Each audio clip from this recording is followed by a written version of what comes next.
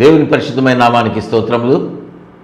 దేవుని యొక్క సన్నిధిలో ఆయన మాటలు వినడానికి, దేవుని యొక్క కృపను బట్టి ఆత్మీయ క్షేమాభివృద్ధి పొందడానికి దేవుడిచ్చినటువంటి ఈ యొక్క ఆశీర్వాదకరమైన సమయంలో దేవుని యొక్క సన్నిధిలో ఏకీభవించిన మీ అందరికీ కర్మేలు అగ్ని అనేటువంటి మా ఈ కార్యక్రమాన్ని ప్రోత్సహిస్తూ ఆయన సన్నిధిలో ఏకీభవించిన మీ అందరికి కూడా ప్రభునామమున హృదయపూర్వకంగా మీ అందరికీ వందనాలు తెలియజేస్తూ ఉన్నాం. దేవుడు మిమ్మలను దీవించునుగాక. ఆమేన్. దేవుని యొక్క వాక్యాన్ని మనము చదువుకుని ధ్యానం చేసుకుందాం. అపోస్తులుడైన పౌలు ఎఫెసు పట్టణంలో ఉన్నటువంటి దేవుని సంఘానికి లేఖ వ్రాస్తూ ఒక మాట తెలియజేస్తా ఉన్నాడు. ఎఫెసీయులకు రాసినటువంటి పత్రిక 4వ అధ్యాయము 11, 12, 13 వచనాలు మనము చదువుకుందాం. చదువుతున్నాను, బైబిల్స్ తీసుకోండి. అలానే బైబిల్ నోట్స్ కూడా మీరు ఫాలో అవుతూ ఉంటారు కదా, ఆ బైబిల్ నోట్స్ తీసుకొని రాసుకోండి. ప్రాముఖ్యమైనటువంటి సందేశం కనుక జాగ్రత్తగా వినవలసిందిగా ప్రభునామమున మనవి చేస్తూ ఉన్నాం. 11వ వచనం నుండి 13వ వచనం వరకు చదువుతున్నా. మనమందరము విశ్వాస విషయములోను దేవుని కుమారుని గూర్చిన జ్ఞాన విషయములోను ఏకత్వము పొంది సంపూర్ణ పురుషులు మగు వరకు, అనగా క్రీస్తునకు కలిగిన సంపూర్ణతకు సమానమైన సంపూర్ణత కలవారమగు వరకు ఆయన ఇలాగూ నియమించెను. పరిశుద్ధులు సంపూర్ణులగునట్లు క్రీస్తు శరీరము క్షేమాభివృద్ధి పొందుటకు పరిచర్య ధర్మము జరుగుటకు ఆయన అనేకులను ఈలాగున నియమించెను. దేవుడి మాటలు మన వినికిడిలో ఆశీర్వదించునుగాక. ఆ 13వ వచనము సంపూర్ణంగా చదవలేదు, ఎందుకంటే మనము సంపూర్ణముగా నిలవటానికి పరిశుద్ధాత్మ దేవుడు 5 రకముల పరిచర్యలను మన ముందు వ్రాయించి ఉంచాడు, నిలిపి ఉంచాడు. 5-fold మినిస్ట్రీ అంటారు కదా. ఎందుకు మనకు ఈ 5 రకముల పరిచర్య? మనకు పరిచర్య చేయటానికి ఉపదేశకులు ఎందుకు, మనకు కాపర్లు ఎందుకు? ఇవన్నీ కూడా మనం చూసినప్పుడు మనము సంపూర్ణ పురుషులముగా నిలిచి ఉండాలనేటువంటిది దేవుని యొక్క ఉద్దేశం. అక్కడ లేఖనములో మనకు తెలియజేస్తున్నటువంటి మాట, యేసుక్రీస్తు వారు ఎలా ఉన్నారు అంటే ఆయన సంపూర్ణుడుగా ఉన్నాడు. అంటే ఆయనలో కొదువ అనేటువంటిది కొంచెము కూడా ఏ విషయంలో కూడా లేదు. ప్రియ సహోదరుడా, ప్రియ సహోదరి, ప్రభువారు పరిపూర్ణులుగా ఉన్నారు, సంపూర్ణుడుగా ఉన్నారు. ఆయనకు కలిగినటువంటి సంపూర్ణతకు సమానమైనటువంటి సంపూర్ణత మనం కలిగి ఉండాలి. ఎందుకంటే ఆయన సంపూర్ణుడుగా ఉన్నాడు, మనం కూడా అలా ఉండాలని ఆయన కోరుకుంటా ఉన్నాడు. ఒకవేళ మనలో ఏదైనా తక్కువ ఉన్నట్లయితే ఆయన మనలను ప్రశ్నిస్తాడు. ఆయన మనతో చెప్తాడు, నీకు ఒకటి కొదువుగా ఉన్నది. ఈ సందర్భం కూడా మనం ఒక మాట బైబిల్ గ్రంథంలో వ్రాయబడింది కదా. ఒక అధికారి ఉన్నాడు, ఆయన నేను నిత్యత్వాన్ని పొందుకోవాలంటే ఏం చేయాలి ప్రభు అని అడిగితే, ఇదిగో నువ్వు ఫలానా పని చేయమంటే నేను ఇవన్నీ చేస్తానే ఉన్నా, ధర్మశాస్త్రం అంతా ఆచరిస్తూ ఉన్నా, చిన్న వయసు నుండే నేను దేవుని యొక్క సన్నిధిలో ఎదుగుతున్నటువంటి వానిగా ఉన్నా అని తన భక్తిని గురించి, దేవుని పట్ల తనకున్నటువంటి విశ్వాసాన్ని అంతా కూడా, ఇవన్నీ నేను చిన్నప్పటి నుంచే పాటిస్తున్నానయ్యా అంటే ప్రభు అంటున్నారు, నీకొకటి కొదువుగా ఉన్నది. ఆయనకు ఒకటి కొదువుగా ఉందంటే మనకెన్ని కొదువుగా ఉన్నాయో కదా. మన జీవితంలో కొదువ అనేటువంటిది ఉండకూడదు. అంటే కొదువుగా ఉన్నదంటే మనం సంపూర్ణులముగా లేము అనే అర్థం. అవును కదా ప్రియ సహోదరుడా, మనం సంపూర్ణులముగా ఉండాలి. ఎక్కడా కూడా ఏ విషయంలో కూడా మనము కొదువుతో దేవుని సన్నిధిలో నిలబడకూడదు. ప్రభువారు మన కొరకు ఆయన ఈ లోకంలో జన్మించి ఆయన అన్ని విషయాలలో సంపూర్ణులుగా ఎలా నిలిచి ఉన్నారో మనము కూడా అట్టి రీతిగా ఉండాలనేటువంటి దేవుని యొక్క ఉద్దేశం.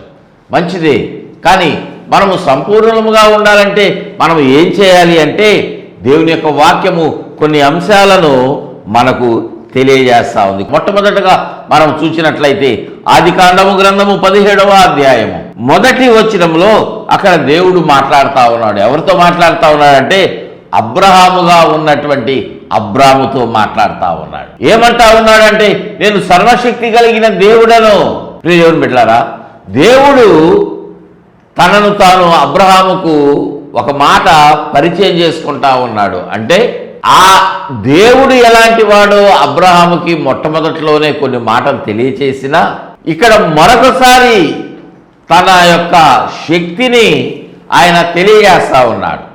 దేవునికి ఉన్నటువంటి పేర్లలో ఒకటి ఆయన సర్వశక్తి కలిగినటువంటి వాడు. దేవుడు నేను సర్వశక్తి కలిగిన వాడను అని అబ్రహాముతో మాట్లాడుతూ అబ్రహాముకు ఒక మాట తెలియజేస్తా ఉన్నాడు. ఏమంటా ఉన్నాడు అంటే, నీవు ఎలా నడుచుకోవాలి అనేటువంటిది ఇక్కడ అబ్రహాముకి తెలియజేస్తూ, సార్వత్రిక సంఘములో ప్రభు యొక్క రాకడ కొరకు సిద్ధపడుతూ ఉన్నటువంటి నీకు నాకు మనకందరికీ, లేకపోతే రక్షణ పొందకుండా ఇంకా ప్రభుని రక్షకునిగా అంగీకరించినటువంటి వారికి కూడా ఈ మాట తెలియజేస్తా ఉన్నాడు. ఏమంటూ ఉన్నాడంటే, నా సన్నిధిలో నడుచుచు నిందారహితుడవై ఉండుము, దేవునికి మహిమ కలుగునుగాక. హల్లెలూయా. ప్రియదేవుని బిడ్డలారా, సర్వశక్తి కలిగినటువంటి దేవుడుగా ఉన్నటువంటి యేసుక్రీస్తు వారు తండ్రి అయినటువంటి దేవుడు చెప్తున్న మాట, నీవు నా యొక్క సన్నిధిలో ఎలా నడుచుకోవాలో తెలుసా? మనం అనుకుంటున్నాం నా ఇష్ట ప్రకారంగా నేను నడుచుకుంటున్నాను, నేను తెలియగలిగిన వాడిని, పిహెచ్డి చదివాను, మంచి వ్యాపారం చేశాను, సంవత్సరానికి ₹1,00,00,000 నాకు ఇన్కమ్ వస్తూ ఉంది, కావచ్చు మంచిదే, కానీ దేవుని దృష్టిలో ఎలా నడుస్తున్నావు? అది ప్రాముఖ్యత. దేవుడు కోరుకుంటున్నటువంటిది అది. మన తెలివితేటలను బట్టి కాదు మనం నడవలసింది, దేవుని సన్నిధిలో మనం ఎలా నడుస్తూ ఉన్నాము. నిందతో నడుస్తున్నావా? లోకం దృష్టిలో మన మీద ఏ నింద లేదు, మంచి కార్యాలు చేస్తూ ఉన్నాం, దాన ధర్మాలు చేస్తూ ఉన్నాం, కానీ మనం సంపాదిస్తున్నటువంటి సంపాదన ఎలా ఉంది? లంచాలు తీసుకుంటున్నామా? అన్యాయంగా వ్యాపారంలో అన్యాయం చేసి సంపాదిస్తున్నామా? దొంగ కొలతలు చూసి సంపాదిస్తూ ఉన్నామా? దొంగతనం చేసి సంపాదిస్తూ ఉన్నామా? గవర్నమెంట్కి కట్టాల్సినటువంటి ట్యాక్స్ కట్టకుండా గవర్నమెంట్ దగ్గర నుంచి మనం దొంగిలిస్తూ ఉన్నామా? మనం చేసేటువంటి ఉద్యోగంలో ఉదయం 9 గంటల నుంచి 4 గంటల వరకు 5 గంటల వరకు ఉద్యోగ టైం అయితే 11 గంటలకు వెళ్ళి 3ంటికే ఇంటికి వచ్చేస్తూ ఉంటే మన టైంకి మనం జీతం తీసుకుంటున్నాం కదా. మనం పనిచేసేటువంటి ఆ సమయానికి, అంటే మనం పని చేయకుండానే జీతం తీసుకుంటున్నామంటే ఆ సంపాదన ఎలా ఉన్నది? ప్రియ దేవుని బిడ్డలారా, నువ్వు దేవుని యొక్క సన్నిధికి వస్తున్నావు, నిద్రపోతున్నావేమో, ఆఫీస్కి వెళ్తున్నావు, టైంపాస్ చేస్తున్నావేమో. ప్రియ దేవుని బిడ్డలారా, ఇవన్నీ కూడా నిందతో కూడినటువంటి పనులు. ఇవన్నీ లోకమనలను ప్రశ్నించకపోవచ్చేమో, కానీ దేవుడు ప్రశ్నిస్తాడు. దేవుడు ప్రశ్నిస్తాడు. దేవుడు ఏమంటాడో తెలుసా? నిందారహితుడుగా నువ్వు ఉండాల్సింది పోయి నిందించబడతా ఉన్నావు. లోకం దృష్టిలో నువ్వు మంచిగానే ఉన్నావు, కానీ నా దృష్టితో నేను నిన్ను చూస్తే ప్రియ దేవుని బిడ్డ, నీ మీద నింద ఒకటి మోపవలసి ఉన్నది. ప్రియ సహోదరుడా, ప్రియ సహోదరి, నింద లేనటువంటి జీవితము, దేవుని యొక్క దృష్టిలో నింద లేనటువంటి జీవితాన్ని మనము కలిగి ఉండాలి. అబ్రహామా, నువ్వు అబ్రహంగానే ఉన్నావు. నువ్వు నా సన్నిధిలో నువ్వు ఎలా నడుచుకోవాలో తెలుసా? నింద లేనటువంటి వానిగా, నిందారహితునిగా నడుచుకోవాలి. నిందారహితునిగా నడుచుకోవాలంటే ఎలా నడుచుకోవాలి? గలతీయులకు రాసినటువంటి పత్రిక 5వ అధ్యాయము 16వ వచనంలో ఏమంటున్నాడంటే, నేను చెప్పున్నదేమనగా ఆత్మానుసారముగా నడుచుకోనండి. ఆత్మ మీకు తెలియజేసినటువంటి రీతిగా పరిశుద్ధాత్మ దేవుడు మీ పట్ల ఎలాంటి నడకను మీరు నడవాలి అనేటువంటిది ఆయన తెలియజేశాడు, లేఖనాల్లో వ్రాయించాడు. బైబిల్ గ్రంథంలో మన నడక ఎలా ఉండాలి లోకంలో అనేటువంటిది ఆయన వ్రాయించినటువంటి వాడుగా ఉన్నాడు. ఆత్మదేవుడు. అందుకే అక్కడ ఆత్మానుసారంగా అనేటువంటి ఆ పదములో ఆత్మ అనేటువంటి మాట ఎలా ఉన్నదో బైబిల్లో చూస్తే కొంచెము థిక్గా, డార్క్గా, కొంచెము పెద్ద అక్షరాల్లో ఉంది కదా. అంటే అది దేని గుర్తు? పరిశుద్ధాత్మ దేవుడు అనేటువంటి మాటను అక్కడ తెలియజేస్తూ ఉన్నది. పరిశుద్ధాత్మ దేవుని యొక్క చిత్త ప్రకారంగా మనము నడుచుకోవాలి. అంటే మన ఇష్టము కాదు మన జీవితంలో మన నడక. కొంతమంది అంటారు, నా ఇష్టం అండి, నా ఇష్టం వచ్చినట్లుగా నేను నడుస్తా, నేను తెలియగలిగిన వాడిని, నేను సంపాదించుకుంటున్నా, ఎవరి మీద ఆధారపడట్లా. మంచిదే, కానీ నువ్వు నీ శరీరానుసారంగా నడిస్తే నీ యొక్క జీవితంలో, నీ నడకలో నిందలు అనేటువంటివి ఉంటాయి. ప్రియ దేవుని బిడ్డలారా, నువ్వు నిందించబడతావు. లేఖనము చెప్తా ఉంది, నువ్వు శరీర కోరికలను నెరవేర్చుకునేటువంటి రీతిగా శరీరానుసారంగా నడుచుకుంటున్నావు. శరీరానుసారంగా నువ్వు సంతోషపడటానికి సిగరెట్ తాగుతున్నావు, మందు తాగుతున్నావు, డ్రగ్స్ తీసుకుంటా ఉన్నావు, వ్యభిచారం చేస్తూ ఉన్నావు, రకరకాలుగా పాపములోనికి, పాప ఊబిలోనికి పడిపోతూ ఉన్నావు. ఊబి అంటే తెలుసు కదా, ఒకసారి అడుగు పడిందంటే లాగేస్తూ ఉంటుంది లోపలికి. అడుగు తీసి బయట పెట్టాలనుకుంటే, ఒక అడుగు తీయాలనుకుంటే 2 అడుగుల లోపలికి వెళ్ళిపోతూ ఉంటావు. అట్లాంటిది పాపము. ఆ పాప ఊబిలోనికి నువ్వు కూరుకుపోయేటువంటి పరిస్థితుల్లో నువ్వు వెళ్ళిపోతూ ఉన్నావేమో. జాగ్రత్త. శరీరానుసారమైగా నువ్వు నడిచే అటువంటి జీవితం. అందుకే లేఖనములో మనకు చెప్తున్నటువంటి మాట, మీరు ఓ గలతీ సంఘమా అని నాటి దినాన గలతీ పట్టణస్థులకు రాసినటువంటి పరిశుద్ధాత్మ దేవుడు నేటి దినమున దేవుని యొక్క సన్నిధిలో, పరలోకములో ఆయనతో పాటు ఆ ఉన్నతమైనటువంటి అనుభవంలో నిలబడాలని ఆశపడి ఉపవాసపడి ప్రార్థన చేస్తున్నారు కదా. మీకు చెప్తున్నటువంటి మాట ఏంటో తెలుసా? మీరు ఆత్మానుసారంగా నడుచుకోరండి. మీరు శరీరానుసారంగా కాదు, కానీ ఆత్మానుసారంగా మీరు నడుచుకుంటే శరీర కార్యాలు మీరు జరిగించరు. శరీర కార్యాలు మీరు జరిగించరు. మీరు చదవండి 17వ వచనం నుండి మీరు క్రమంగా 25వ వచనం వరకు చదవండి. పరిశుద్ధాత్మ దేవుడు మీకు బోధిస్తాడు. ఎన్నో మాటలు అక్కడ వ్రాయబడ్డాయి, ఎన్నో అంశాలు.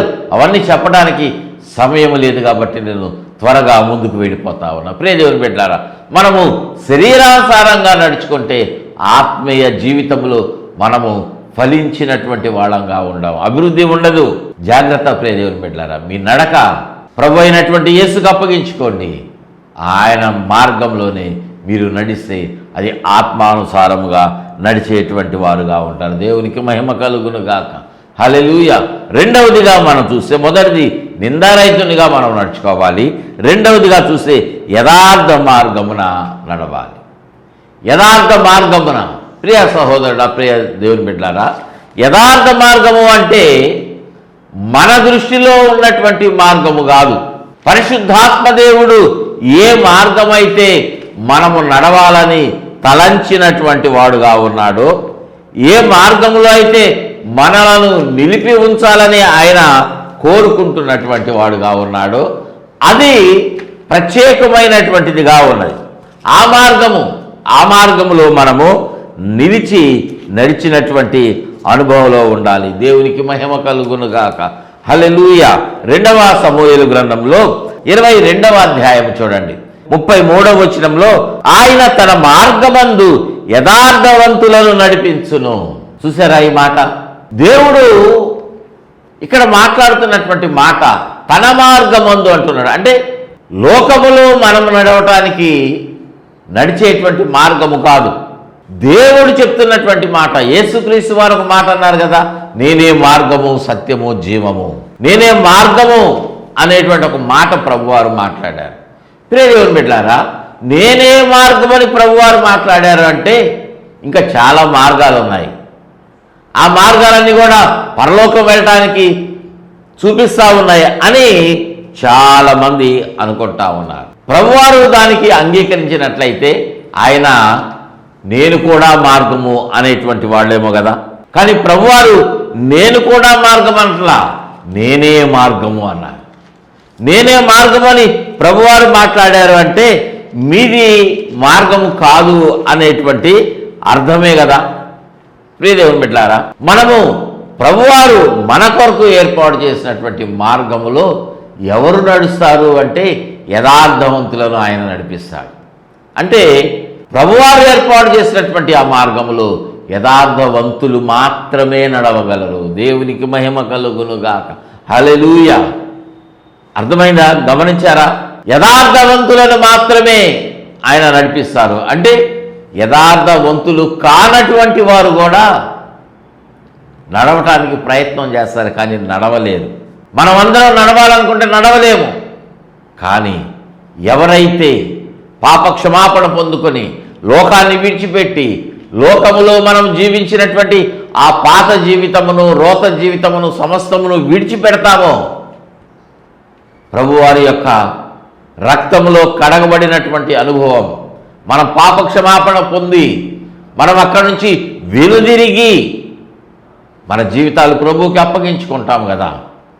ఎప్పుడైతే అప్పగించుకొని నమ్మి బాప్తిజం పొందుతామో, సంఘములో చేర్చబడతామో, అప్పుడే మనము యథార్థవంతులముగా ఉంటాం. దేవునికి మహిమ కలుగునుగాక. హల్లెలూయా. ఆ స్థితిలో ఉన్నటువంటి మనలను ఆయన ఏం చేస్తారంటే యథార్థవంతులుగా తీర్చిదిద్ది మనకు ఆయన నడవటానికి, తన మార్గంలో నడవటానికి ఆయన కృప చూపిస్తాడు. అందుకే కీర్తన గ్రంథము 18వ కీర్తనలో 32వ వచనంలో ఒక మాట వ్రాయబడింది. నాకు బలము ధరింపజేయువాడు ఆయనే, నన్ను యథార్థ మార్గమున నడిపించువాడు ఆయనే. దేవునికి మహిమ కలుగునుగాక. హల్లెలూయా. మనం యథార్థవంతులముగా మన జీవితాన్ని జీవిస్తే ఆయనే తన మార్గంలో నడిపిస్తాడు. దేవునికి మహిమ కలుగునుగాక. హల్లెలూయా. మొట్టమొదటిగా నిందారహితులముగా నడుచుకోవాలి. రెండవదిగా యథార్థ మార్గంలో మనము నడుచుకోవాలి. ప్రియ దేవుని బిడ్డలారా, అప్పుడే మనము సంపూర్ణతలోనికి కొనసాగే వాళ్ళంగా ఉంటాం. పరిశుద్ధులమే మనము. రక్షణ పొంది బాప్తిజం పొందాం, కానీ పరిశుద్ధులు కూడా సంపూర్ణులు అవ్వాలనేటువంటి ఆ మాట మన జీవితంలో, నీ జీవితంలో, నా జీవితంలో నెరవేర్చబడాలంటే మన మార్గం ప్రభువుకి అప్పగించాల్సిందే. మూడవదిగా మనం చూసినట్లయితే దేవుని చిత్తమును జరిగిస్తూ మనము నడుచుకోవాలి. అపోస్తుడైన పౌలు రోమాలో ఉన్నటువంటి సంఘానికి లేఖ వ్రాస్తూ చెప్తున్నటువంటి మాటలో, రోమీయులకు రాసిన పత్రిక 12వ అధ్యాయం 2వ వచనం చదువుతున్నాను. మీరు ఈ లోక మర్యాదను అనుసరింపక ఉత్తమమును అనుకూలమును సంపూర్ణమై ఉన్న దేవుని చిత్తమేదో పరీక్షించి తెలుసుకొనున్నట్లు. వింటున్నారా ప్రియ దేవుని బిడ్డలారా? మనము దేవుని చిత్తమేదో పరిశీలించి పరీక్షించి తెలుసుకోవాలంట. మనం నడుస్తూ ఉన్నాం, కానీ అది దేవుని చిత్తములో ఉన్నట్లుగా నడుస్తున్నామా, లేకపోతే మన చిత్త ప్రకారంగా? కొంతమంది ఇలానే మాట్లాడుతూ ఉంటారు. నా ఇష్టం అండి, నాకు మీరేమైనా పెడుతున్నారా మీ మాట నేను వినటానికి? పాస్టర్ గారిని కూడా క్వశ్చన్ చేయొచ్చు, వాక్యం చెప్తున్నటువంటి సేవకులతో కూడా అనొచ్చు, మీ పనేదో మీరు చేసుకోండి, వాక్యం ప్రకటించండి అంతే. మీరు ఇలా చేయండి అని చెప్పాల్సినటువంటి అవసరం లేదు. నా సంపాదన నేను తింటున్నా, ఉద్యోగంలో నేను సంపాదించుకుంటున్నా, నా ఉద్యోగం నేను చేసుకుంటున్నా, నా వ్యాపారం ఎలా అయినా సరే నేను సంపాదించుకుంటున్నా, అన్యాయంగా అక్రమంగా అయినా నేను కావాల్సినంత సంపాదించుకుంటున్నా, నా బిడ్డలు నేను చదివించుకుంటున్నా, రకరకాలుగా మాట్లాడతారు. ప్రియ దేవుని బిడ్డలారా, అది దేవుని చిత్తమా కాదా? నువ్వు నీ సేవకుడు నీకు ఒక మాట బోధిస్తా ఉన్నాడు అంటే, దేవుని సేవకుడు నీకు చెప్తా ఉన్నాడు అంటే, లేఖనాలకు సారంగా నీకు హెచ్చరిక చెప్తా ఉన్నాడంటే, నువ్వు క్షేమకరమైన స్థితిలో ఉండాలనేటువంటిది ఆ దైవ సేవకుని యొక్క ఉద్దేశం, అంటే దేవుని యొక్క ఉద్దేశం. దేవుడు ఆ వ్యక్తి ద్వారా మాట్లాడుతూ ఉన్నాడు. నా ఇష్టం అండి అంటే అక్కడ కుదరదు. దేవుని చిత్తమును నువ్వు పరీక్షించి నడుచుకోవాలి.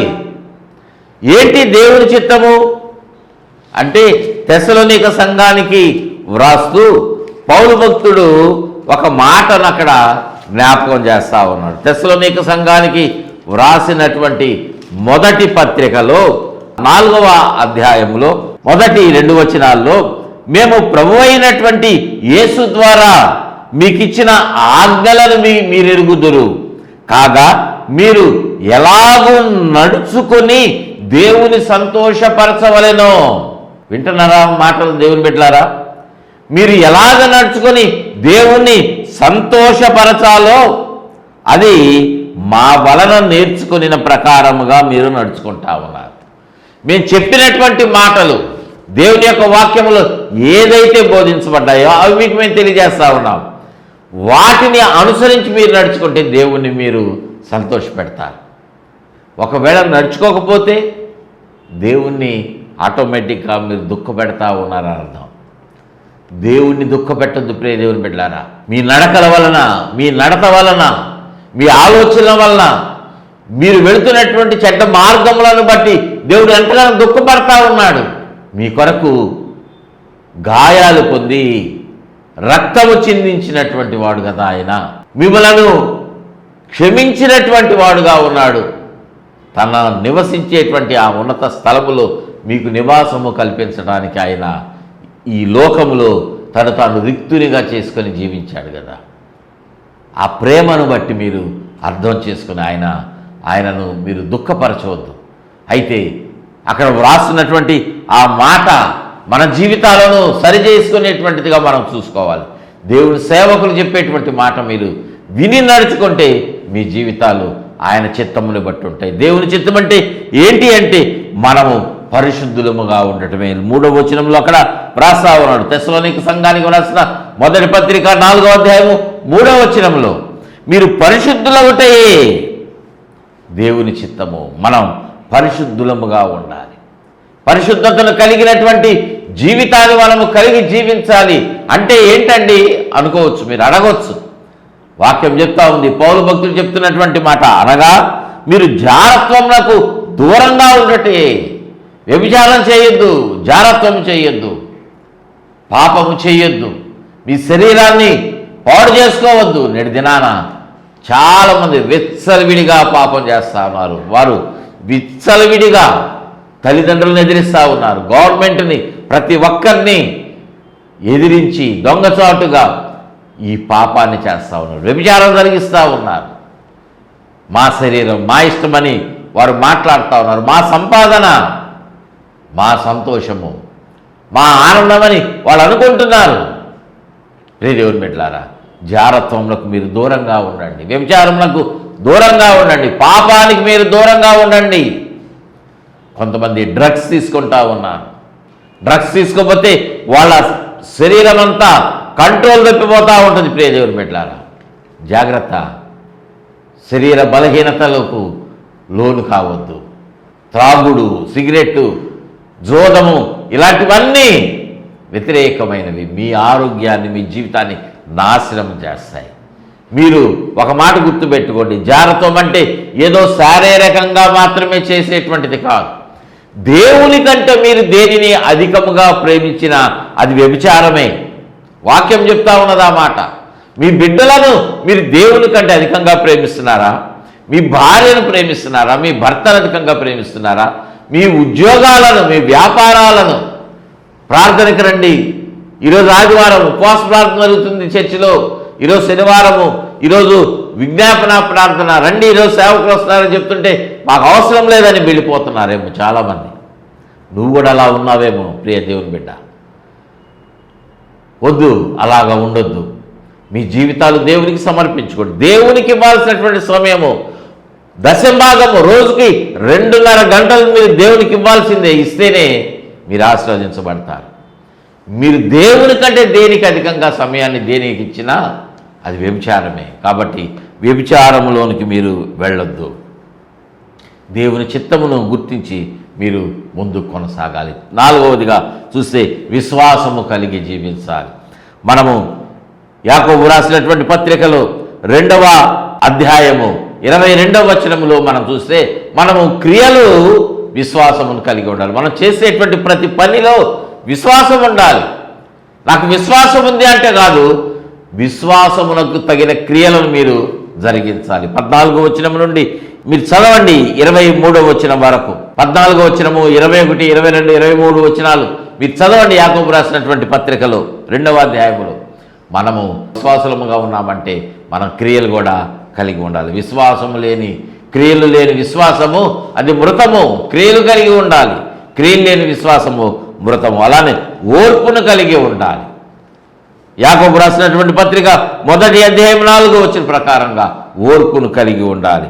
దేవుని సన్నిధిలో మంచి కార్యాలు మనం జరిగించాలి. ఎన్నో మాటలు ఉన్నాయి, ఇవన్నీ చెప్పుకోవడానికి సమయం లేదు కనుక ప్రియ దేవుని బిడ్డలారా, మీరందరూ లేఖనాలు మీకు తెలియజేసిన రీతిగా మీరు వాటిని అనుసరించి నడుచుకోండి.